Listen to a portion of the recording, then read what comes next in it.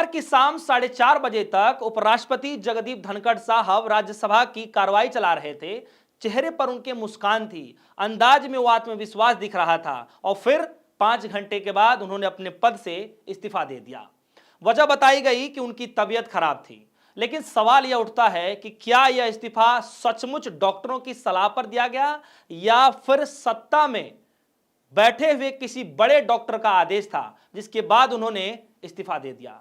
तो आज हम बात करेंगे दोस्तों कि कैसे बड़े बीजेपी के शीर्ष नेताओं का दबाव बनाया जा रहा था, क्या राकेश टिकैत इस पूरे मामले को लेकर अपनी राय रख रहे हैं, उधर तेजस्वी यादव किस तरीके से तंज कस रहे हैं, और साथ ही साथ हम इसमें भी बात करेंगे कि अगला देश का उपराष्ट्रपति कौन होगा। सबसे पहले आप इस तस्वीर को देखिए। यह तस्वीर आ रही है, द्रौपदी मुर्मू से मिलने पहुंचे हैं हरिवंश जी, जो कि राज्यसभा के उपसभापति हैं। और इस तस्वीर को देखते हुए संकेत साफ आने लगे हैं कि अभी कुछ ही घंटे तो बीते हैं जगदीप धनखड़ साहब को अपने पद से इस्तीफा देते हुए, और अभी उपसभापति पहुंच गए हैं राष्ट्रपति द्रौपदी मुर्मू के पास। और इस तस्वीर को लेकर कई सारे जो है अटकलें सामने आने लगी है दोस्तों, और यह संकेत बार बार ये बताया जा रहा है कहीं ना कहीं वो चेहरा हरिवंश जी ही हो सकते हैं, इसीलिए कुछ समय के बाद ही वो मिलने जा पहुंचे। सुखदेव भगत जिनका नाम है, उन्होंने साफ तौर पे आरोप लगाया था कि जगदीप धनखड़ साहब की जो ये इस्तीफे की जो आप देख रहे हैं प्रक्रिया, इसकी पटकथा बहुत पहले ही लिखी जा चुकी थी, क्योंकि बिहार में चुनाव होना है और चुनाव को देखते हुए यह सब कुछ किया जा रहा है। चूंकि हरिवंश जी बिहार की धरती से आते हैं, ऐसा उनका मानना है, और कह रहे हैं कि उनका दबदबा भी बिहार में है, और भारतीय जनता पार्टी ऐसे ही कुछ लोगों को खोज कर रही है जिसका दबाव, जिसका जो है प्रभाव भारतीय जनता पार्टी को राजनीति के अंदर देखने को मिले।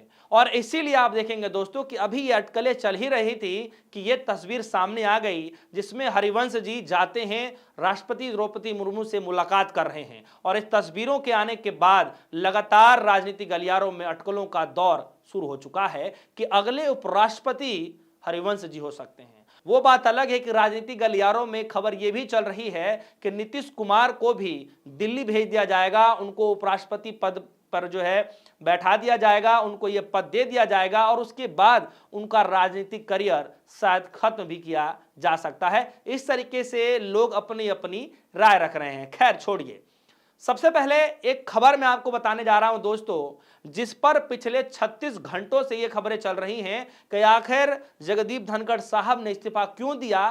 क्या सच में भारतीय जनता पार्टी के शीर्ष नेताओं का दबाव बनाया जा रहा था? क्या उनके मनमाने तरीके से जगदीप धनखड़ साहब काम नहीं कर रहे थे? कई सारे ऐसे सवाल उठते जा रहे हैं दोस्तों। और आप देखिए ये ट्वीट, मैं बात कर रहा हूं रजत शर्मा जी की। रजत शर्मा वो पत्रकार हैं, वैसे तो अमूमन आप देखेंगे तो भारतीय जनता पार्टी को लेकर लगातार खबरें चलाते हैं, लेख लिखते हुए बहुत कुछ कह डाला है। सबसे पहले आप ये लेख देखिए। रजत शर्मा जी ये कह रहे हैं कि जगदीप धनखड़ ने अचानक इस्तीफा क्यों दिया। मुझे लगता है कि वो सरकार के लिए एम्बैरसमेंट बनते जा रहे थे, परेशानियां पैदा करने लगे थे, इसलिए उन्होंने इस्तीफा देने को कहा गया।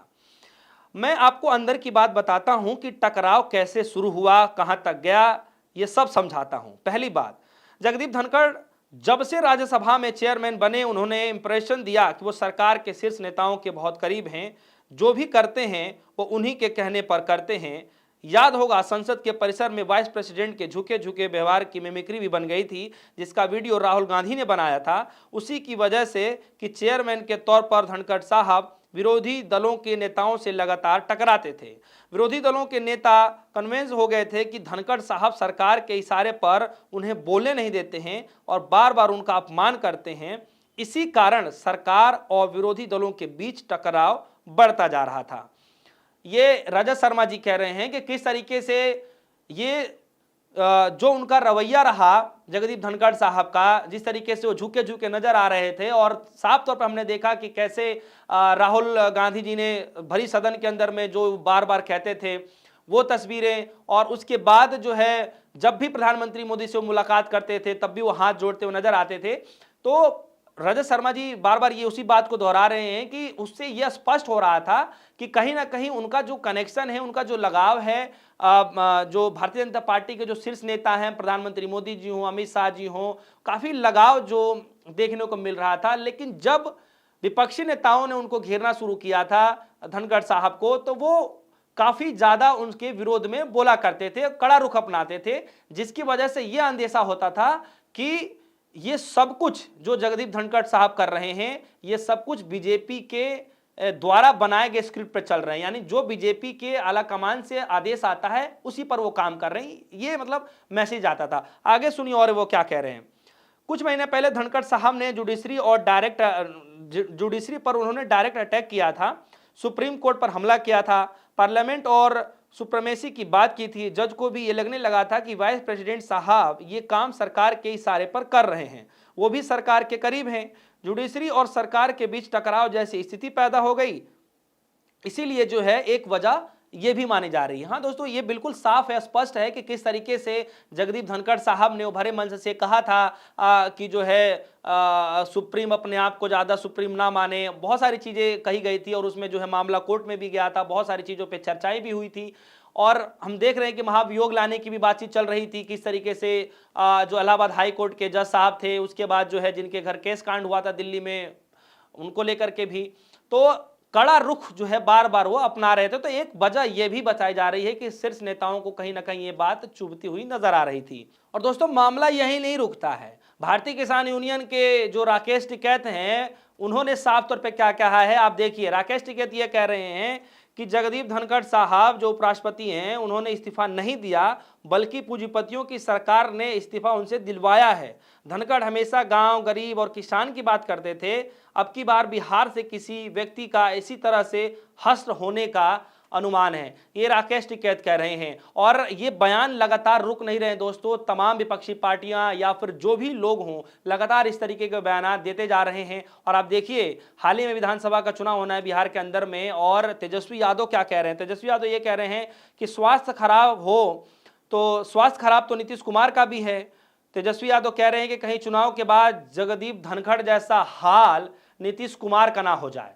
हाँ दोस्तों, तो ये सवाल बार बार यही पूछा जा रहा है और ये भी बताया जा रहा है कि हो सकता है कि उपराष्ट्रपति के तौर पर नीतीश कुमार को भी न चुन लिया जाए।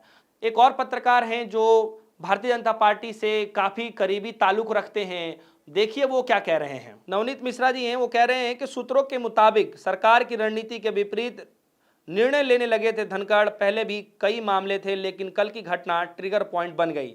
सरकार पहले लोकसभा में विपक्ष के साथ जस्टिस वर्मा के खिलाफ महाभियोग प्रस्ताव लाने की रणनीति बनाई। सरकार इस मसले पर पक्ष विपक्ष एकजुटता का संदेश देना चाह रही थी। यही वजह थी कि भाजपा ने राहुल गांधी की साइन भी शामिल कर नोटिस लोकसभा स्पीकर को सौंपा। लेकिन धनखड़ साहब ने लोकसभा की प्रतिद्वंदित में राज्यसभा में पहली कार्रवाई शुरू करने की तैयारी की। शायद वे इसी मामले में राज्यसभा के ऊपर देखना चाहते थे या फिर कार्रवाई का श्रेय लेने की कोशिश। इसके लिए उन्होंने विपक्ष की एकतरफा नोटिस को जल्दबाजी में स्वीकार कर लिया और दोगुनी तेजी दिखाते हुए उसे रिकॉर्ड पर भी रख दिया। यह पता चलते ही बीजेपी ने अपने राज्यसभा सदस्यों को साइन कराना शुरू कर दिया। सरकार की तैयारी थी कि पहले लोकसभा में करेंगे और फिर राज्यसभा में विपक्ष का नोटिस साथ जाएगा, लेकिन धनखड़ साहब आउट ऑफ बॉक्स चले गए।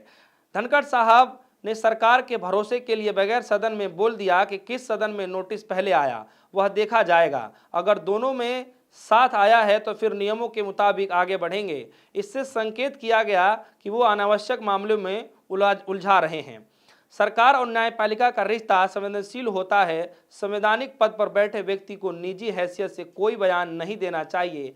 हालिया मुझे कुछ बयान लगातार टकराव वाले लगे, कई मामले जुड़ते जा रहे हैं। कल वाला घटना ट्रिगर पॉइंट बन गया।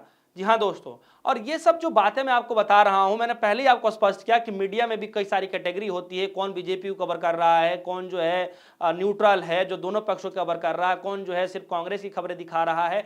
तो मीडिया में भी कई सारी कैटेगरीज होती हैं, कौन राजनीति कवर कर रहा है। तो जो मैं पत्रकारों की जो मैं बात कर रहा हूं, तो ये ऐसे पत्रकार हैं जो भारतीय जनता पार्टी से, बीजेपी से, सत्ता में बैठे हुए लोगों से काफी करीबी ताल्लुक रखते हैं। और आप देख रहे हैं कि किस तरीके से जगदीप धनखड़ साहब को लेकर ये बताया जा रहा है कि कैसे कैसे ये जो है बीजेपी के आला अधिकारियों तक, उनके नेताओं तक ये मामला बात बिगड़ती चली जा रही थी और धीरे धीरे जो है एक लास्ट पॉइंट पर आकर यह मामला सारा बिगड़ गया, जिसके बाद उन्होंने इस्तीफा दे दिया। तो दोस्तों ये सारे सवाल हैं और आप सभी के मन में क्या कुछ चल रहा है हमारे वीडियो कमेंट सेक्शन में जाकर जरूर बताइएगा। फिलहाल के लिए दीजिए इजाजत, देखते रहिए डिस्को न्यूज़। धन्यवाद।